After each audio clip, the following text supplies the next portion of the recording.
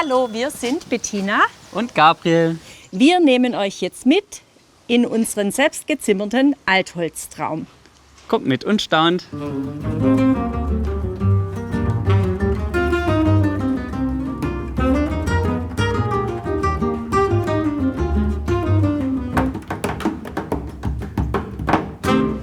Hier ist das Bad, das schauen wir uns später mal an. Und jetzt gehen wir ins Herzstück unserer Wohnung, unseres Hauses, in die Küche.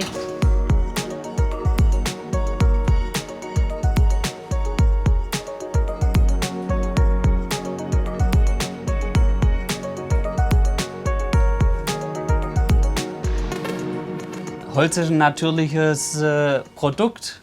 Es lebt, es atmet.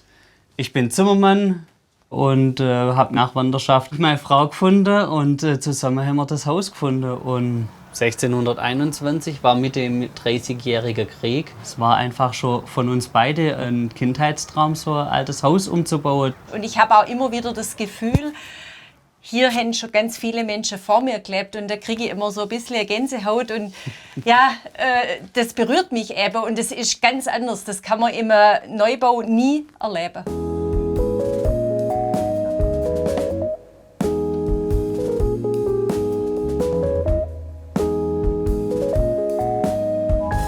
Ich habe ganz bewusst auch diese Sache gesammelt und mir rausgesucht, weil ich es schön finde. Als Abtrennung für die Küche haben wir dann eben aus Altholz bzw. aus Abfallhölzer dann eine Trennwand errichtet. Die hatten einfaches Ständerwerk, weil die Wasserleitungen, die von unten vom Keller hochgehen, unter anderem auch in die nächsten Stücke weiterleitet, die sind in dieser Wand drin versteckt. Und dann haben wir die Hölzer einfach auf unterschiedlichste Größen abgesägt und dann mit Lehm, man sieht ihn immer mal wieder so durchspiegeln, mit Lehm dann aufgemauert. Ja, vor allem war ich das nicht, das war meine Frau. Also mein Mann hat es zugesägt und ich habe tatsächlich die Wand aufgebaut. Das sind die Arbeiten, die ich als Laie auch übernehmen kann. Also ich wollte einfach Naturstein hier rein, das war mir ganz wichtig und was Besonderes. Das Waschbecken haben wir dann eben aus einem Sandstein rausgeschlagen. Genauso wie man sich ja dann überlegt, ja, wo kriegt man viele Töpfe, wo kriegt man Pfanne unter. Und da haben wir uns ja dann dieses Gitter ausgedacht mit diesen Haken und wir fanden das einfach schön, authentisch auch.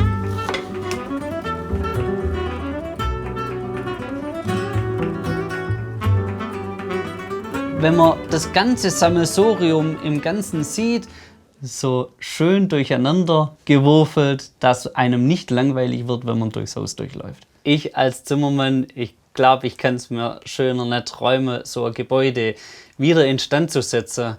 Ein Gebäude, wo viele in der Ortschaft schon aufgegeben haben, die gesagt haben, ja, irgendwie hat man den Zerfall schon angeschaut. In diesem Raum gab es mehrere Probleme. Tiefgroße Herausforderungen waren die Schäden. Da hat sich ein Schwamm gebildet. Blöderweise war das der echte Hausschwamm.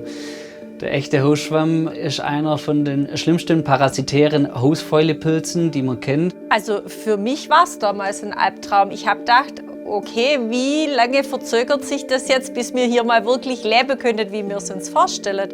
Diese Wand, die man hier sieht, die hing in der Luft. Also mein Mann hat die mit Spanngurte oben an diesen Balken hingehängt. Und der Balken drunter musste raus, weil der eben von diesem Hausschwamm befallen war. Und dann musste da wieder neue eingeschoben werden. Und ich bin da unten gestanden und habe gedacht, was mache ich denn? Also helfen kann ich nicht. Ich habe dann irgendwann so zu meinem Mann gesagt, jetzt bete ich einfach, dass alles gut geht. Und das war schon ein Albtraum. Zum Glück ist es jetzt ein Traum geworden. Ja, 1621 stand im Giebel drin und letztendlich ist es so weit gekommen, dass am 1.6.21 wir uns das Jawort geben hin und auch hier Holz wieder verbindet. Und ja, wir haben das schon zu unserem Traum gemacht. Ja, wir würdet euch jetzt unser Bad noch zeigen, das völlig offen ist. Also wir haben hier keine Tür und nichts eingebaut.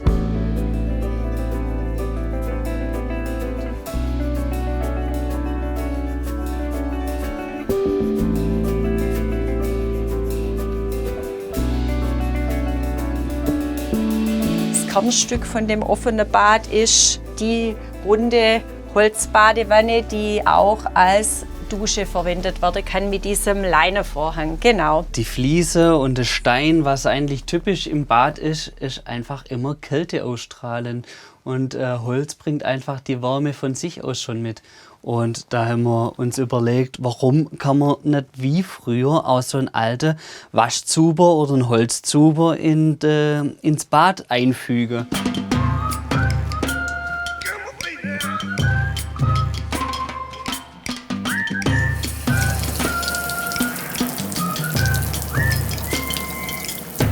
Nackt muss einen nicht jeder sehen, vor allem wenn man dann auch Gäste bekommt. Aber ja, man hat ja eine Trennwand und wenn Leute hier reinkommen, wenn man unter der Dusche steht, ist dieser Leinenstoff mehr als nur blickdicht. Das ist schon für uns Abtrennung genug. Ja. Die Tochter hat sich am Anfang ein bisschen geweigert und sie hat immer wieder gesagt, könnte man nicht doch da eine Wand reinmachen? Es ist einfach befreiend, nicht immer nur eingekastelt in Wände zu sein. Die Toilette ist auf der anderen Seite des Hauses und da nehmen wir euch jetzt mit. Schaut's euch an. Ja, einmal Weiblein. Und einmal Männlein.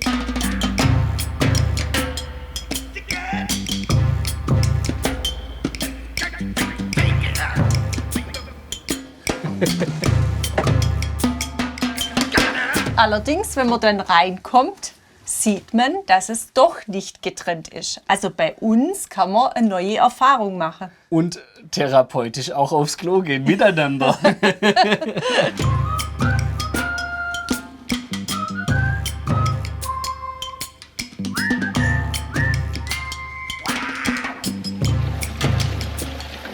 Ja, es war einfach hier abgetrennt durch eine Bretterwand. Die eine Familie auf der hinteren Haushälfte und die andere Familie auf der vorderen Haushälfte wohnen.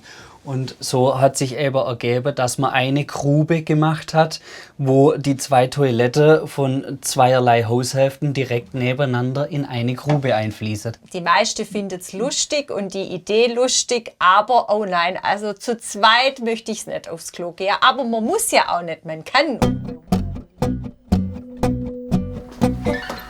Man hat hier sämtliches Werkzeug wiederverwendet als Geländer.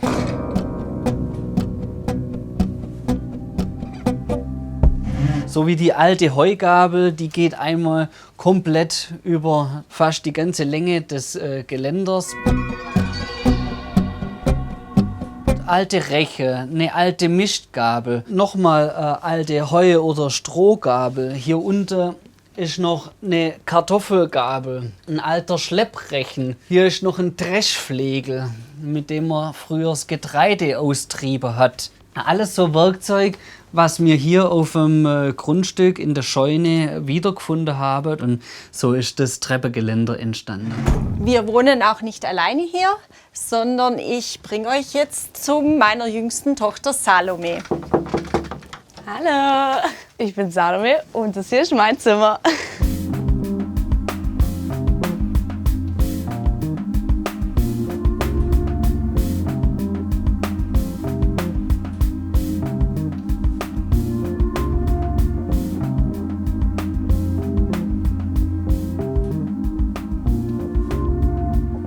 Ich will euch direkt mal das Schmuckstück von meinem Zimmer zeigen, und zwar meine Lampe. Da haben wir geguckt, was für Materialien wir dafür selber hier haben. Und Gabriel hat mir den Ast gezeigt, den wir im Heizraum getrocknet haben. Den habe ich dann in der Mitte einmal aufgesägt, also das und das war mal einer. Habe ich geschliffen, geölt und dann mit den Lampen hier versehen.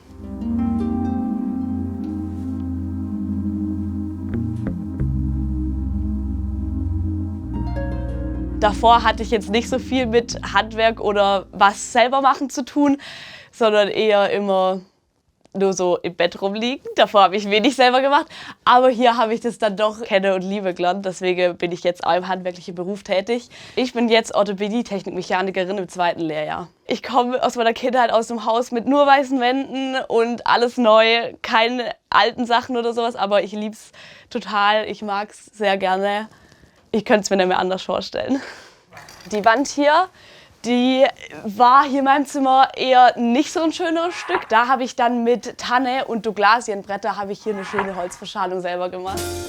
Ich mag den Charme von dem Haus einfach total gerne. Das Haus hatte für mich so eine große Bedeutung, dass ich mir ein Tattoo stechen lassen habe davon mit 1621.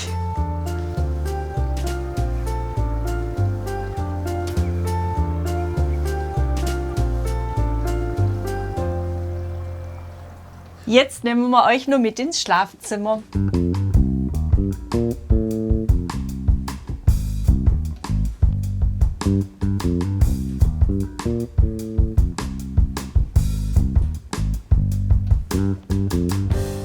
Das ist unser Rückzugort. Also es ist tatsächlich der Ort, wo sonst niemand ist, außer wir zwei. Und mir liebe das viele Holz hier, die Atmosphäre auch vom Licht. Was mir im Raumklima hier besonders gefällt, ist die Salzsteinwand. Das habe ich irgendwo mal gesehen und habe gedacht, das hätte ich gern. Im Schlafzimmer abends gemütliches Licht, schön, und es gibt einfach auch nochmal eine besondere Luft. Das sind einzelne Blöcke. Und die werden nur durch die Schraube kalter. Und die Beleuchtung ist natürlich so das gewisse Etwas, was den Raum natürlich von der Atmosphäre her noch ein bisschen schöner macht.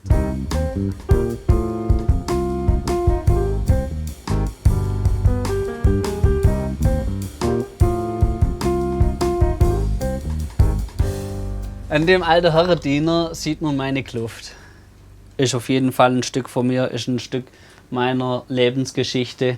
Und hängt immer da. Den Herrendiener hat mir meine Frau gesucht. So hat sie gesagt, dann hat meine Kluft wenigstens einen Ehrenplatz. Da können wir mal schön auf den Balkon gehen.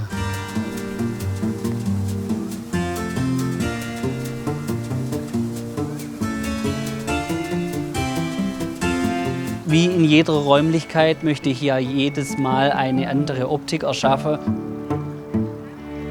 Ja, man sieht einfach, jede Fassade ist anders. Die untere ist senkrecht, die obere ist waagrecht. An der gegenüberliegenden Seite haben wir verschindelt und zum Abschluss vom Dach haben wir noch eine Lärchendachrinne. Also es sind knapp 16 Meter Holzdachrinne am Stück.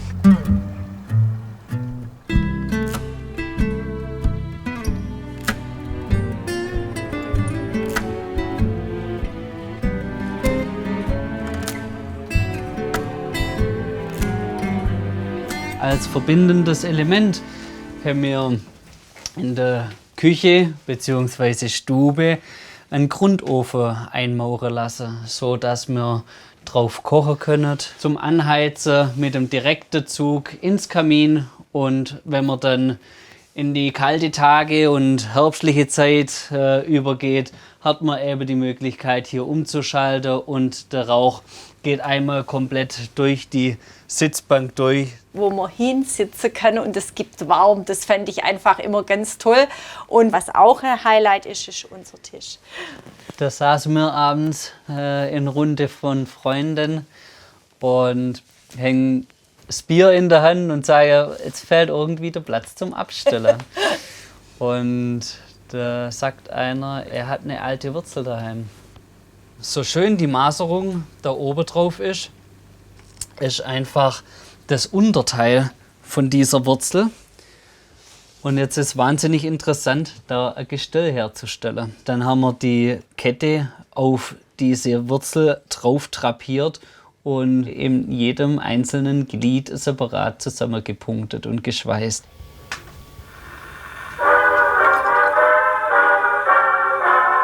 Wirklich was Altes umzubauen, da drin zu wohnen, irgendwie das Alte zum Leben erwecken, ist so ein Traum, den ich unglaublich schön finde und den wir hier wirklich leben dürfen.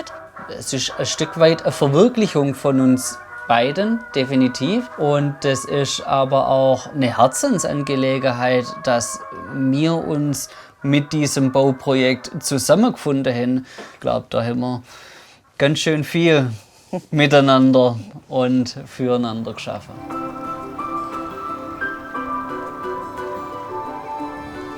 So, das war's mit unserer Roomtour. Durch unseren selbstgezimmerten Altholztraum. Und wenn ihr noch mehr spannende Häuser sehen wollt, abonniert unseren Kanal und schaut dort rein.